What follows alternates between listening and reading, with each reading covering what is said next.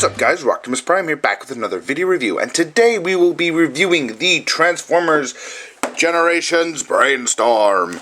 As you can see, here is his packaging. You do see a nice picture of Brainstorm there on the side.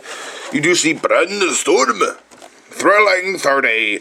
Yeah, I'm a little behind, so sorry about that. Level 2 Intermediate Transformation, ages 5 and up. You do see a nice picture of Brainstorm there on the side. Nice Autobot logo. Brainstorm! On the back, you do see a nice picture of Brainstorm! Twin Blasters! And you do see a nice bio there if you would like to read it. I will get up closer.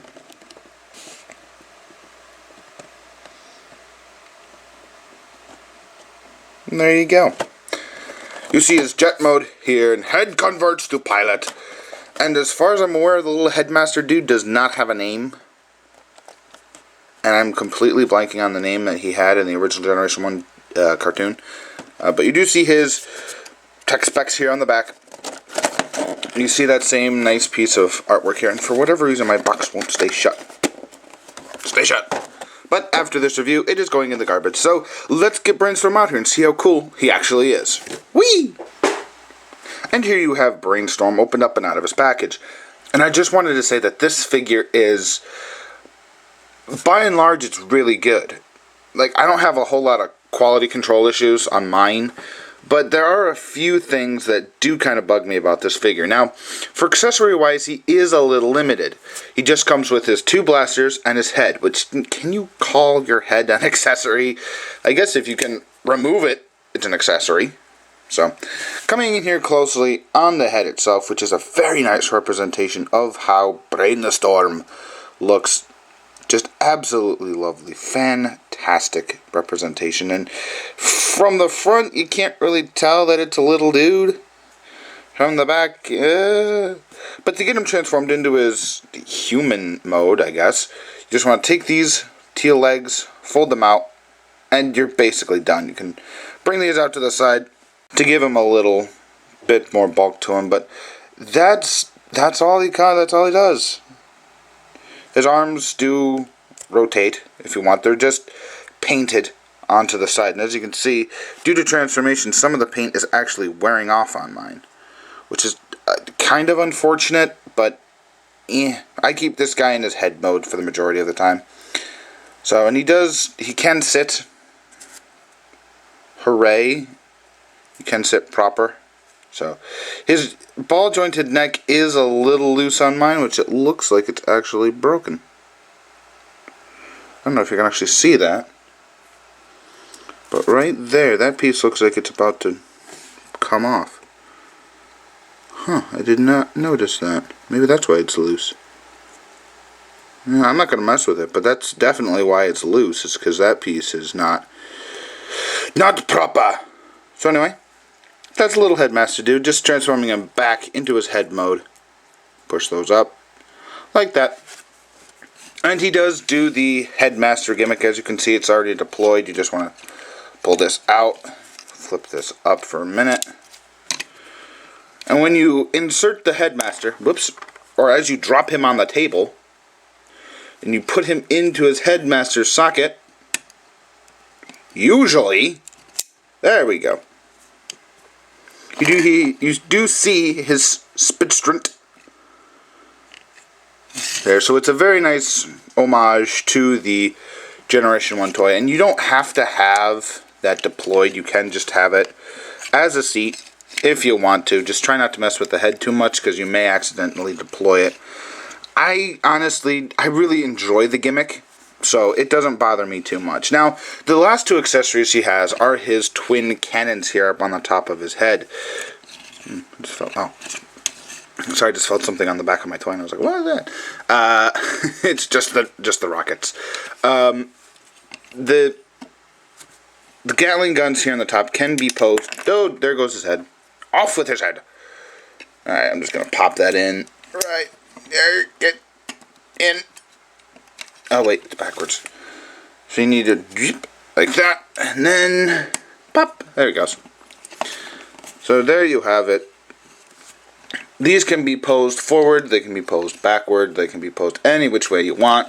They can even be removed and and they become little handguns. Now, due to the way that his arm is sculpted, you can't really have him hold it completely, and the way that his hands are molded just kind of make him loosely grasp it. You know, so insert SpongeBob firmly grasp it joke. Firmly grasp it. Anyway, you can do whatever you want with these. I'd prefer just to leave him back here on his what is his jet nose cone, and you can have them over his shoulders, which is really cool. So you do have posing options with this guy. Again, you can bring these out if you want to have it a little more forward. You can pose the wings however you want. It just, you get so much posing options, so many posing options with this guy. It's incredible. Now, setting him off to the side, we will get on to a few size comparisons. Excuse me. Here you have him with Combiner Wars Magnus. So you can see how he scales with the leaders. Here's Combiner Wars Voyager Optimus Prime, just so you can see how he scales with another Voyager. And while they are pretty much the same head height, this guy looks a lot bigger just because of his wingspan. And last but not least, here he is with Combiner Wars Deluxe. In this case, drag strip.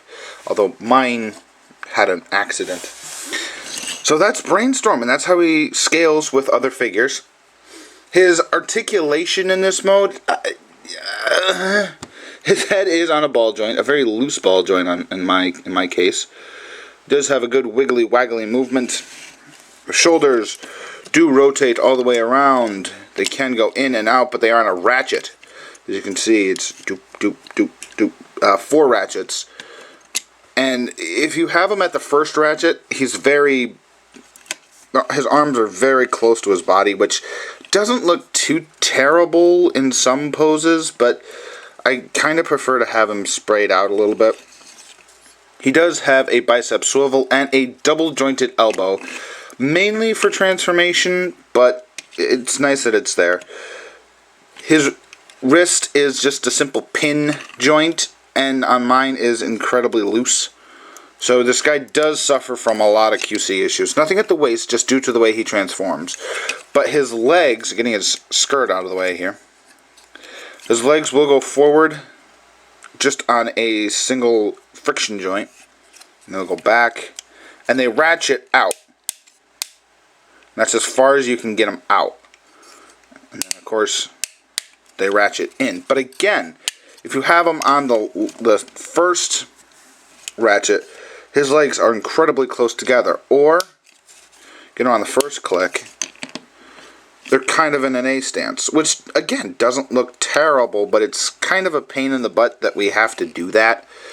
Have him spread out like that. And because of the way his legs are, his feet are articulated forward and back and side to side slightly to accommodate the wider pose.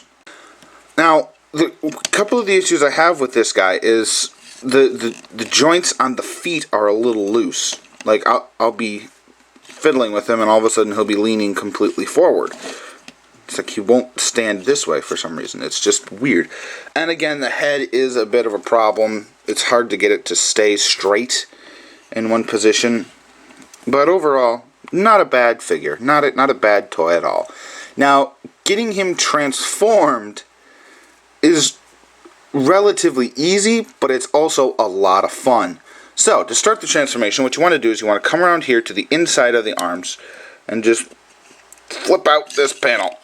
Yeah, like that. Fold the arms in, or fold the hands in, excuse me. Fold the hands in, like that.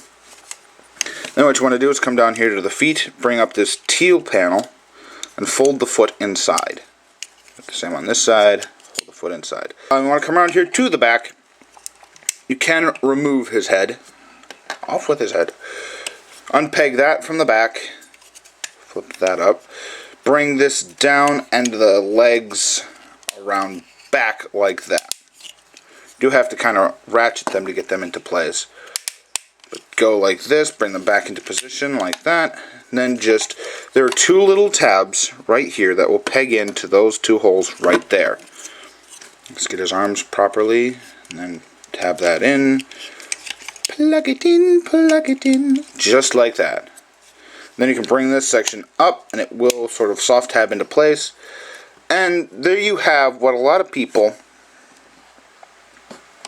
This is what a lot of people are calling the Beast Machine's thrust. Which, I can totally see this being repainted as thrust, but...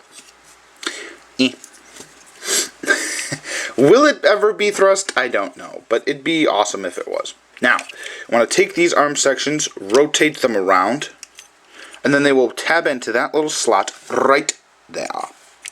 Just plug it in, plug it in. Just gotta ratchet it so the tabs fit in. Knock the camera. Like that. Same on this side. Just rotate it. Put it back. Tab it in. Make sure everything's all nice. Tab in. Then you can take these sections here, flip them up, and there you have him. He is basically done. You just, for aesthetic purposes, you just kind of want to straighten these out so they're not pointed at the ground. And, oops, his jet came undone. And there you have him in his R-Wing mode. Yeah, this really looks like an R-Wing from Fox. There we go. But I really enjoy this mode. I think it is fantastic. Now, he does have landing gear. Just want to come around here to the bottom. I forget which way it comes out. This way. Yeah.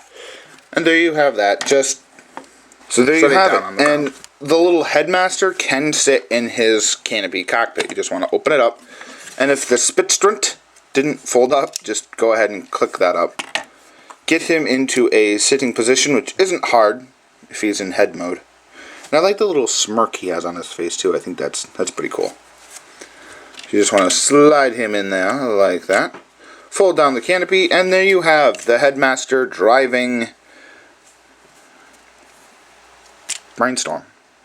Now there is a Reaper label set out for this guy, which makes him look more accurate, I guess is the word. I may pick it up, I may not. I don't know if I'm really that bothered about it. I mean, I like the way he looks now.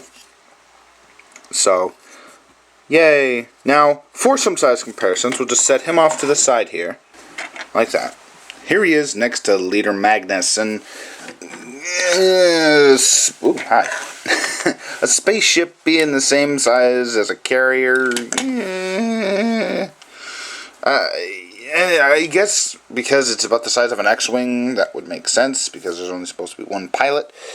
It would kind of make sense. Kind of, sort of, maybe, not really. Here he is next to Voyager Optimus, just so you can get a sense of how they scale together. As you can see, the spaceship is a lot taller. So there you have that. And here you have him with a deluxe figure, in this case, drag strip, with the aforementioned broken wheel. A little super glue on there, nobody will notice. I think this scales the best, because you can almost see the headmaster driving him if he was a tiny bit smaller. So, oh, and for a comparison on size, here you have the headmaster, and here you have Minimus Ambus. I think that's his name. It's Ambus. So this guy's a tiny, tiny dude. He's very small. Very small compared to even Ambus. Ambus is really tiny too, but this guy is just so much smaller. And just one final size comparison. Here he is with Fireflight? I don't know. The Target Master that came with MP Rodimus. So... Yeah. So, that's... he's a tiny dude. Now, as for Brainstorm himself, with the QC issues aside, I think he is a fantastic, fantastic figure. The ship mode is really fun, and I can see a lot of customizers doing an R-Wing custom of this. Just... the amount of fun that you can have with just flying it around and pretending it's a spaceship is so much more fun. I just find that ingenious. I love the silver vents here on the side. It's so cool, and it's so very Brainstorm that it's just a very, very cool figure.